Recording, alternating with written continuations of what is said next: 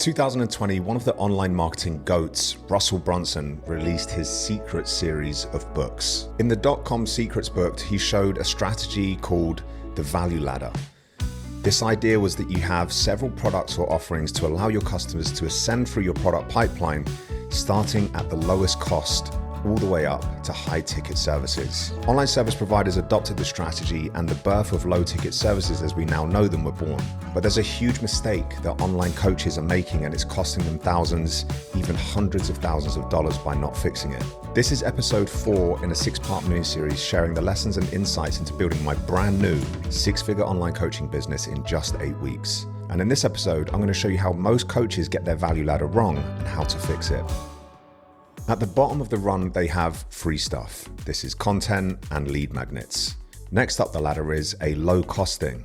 The idea is to reduce the barrier of entry for your leads to ascend without them having to make a huge leap of faith financially. Then at the top of the ladder, you have your most expensive services. This is typically high ticket one-to-one coaching where you give people more access to you. The mistake is made at the low cost thing on the second run of the ladder. And in this video, I'm going to show you how to fix the mistake so you can make upselling into your high-ticket coaching offer frictionless and easy. The first thing I want you to understand about what I'm about to teach you is what I call a customer-facing perspective. Often we build our products and services, we do so from the perspective of the business.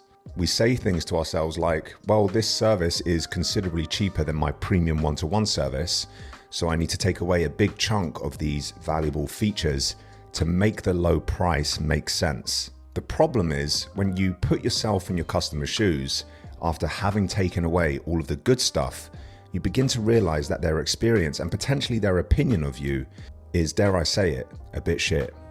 This basically means that getting upsells from your cheap thing into your expensive thing gets really difficult.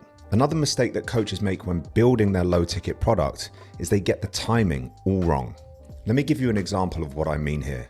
Let's say you're a weight loss coach. You build a 12-week low-cost program to turn your leads into customers with the hope to turn those customers into high-paying one-to-one clients. Customer comes on board, actions what you ask, and in the 12 weeks loses almost 10 kilos of unwanted body fat and is feeling epic about themselves. You then ask the customer if they'd like to upgrade into your super expensive one-to-one program, but they've already achieved most, if not all, of the result that they came to you for in the first place.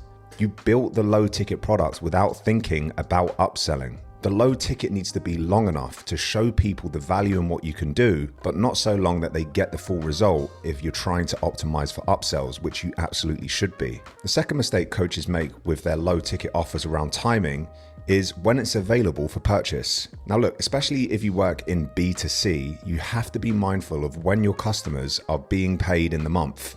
If I make 10 sales for my low costing, and it comes to an end and I try and do my upsells in the middle of the month, 2 weeks before anyone gets paid their salary, I'm making it way harder to find customers who have the disposable income to upgrade. I always want to make sure that my low-cost products and services come to an end just after when most people are being paid at the beginning of each month. This is why, my dude, me and my clients are freaking crushing it with what I call the micro offer stack.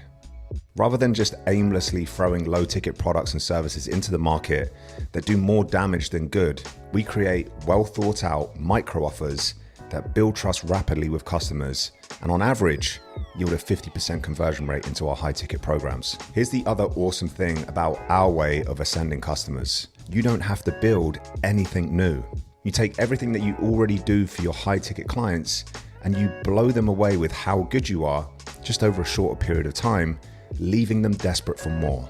This, alongside consistent long-form content, has been one of the most pivotal moves in being able to completely rid sales calls from my calendar over the last few months. I've managed to make working with me in Remote Pro, my program, so frictionless and easy that sales calls just aren't required. So if you want to make working with you easy for your leads and upselling even easier, then here is a comprehensive list of things you need.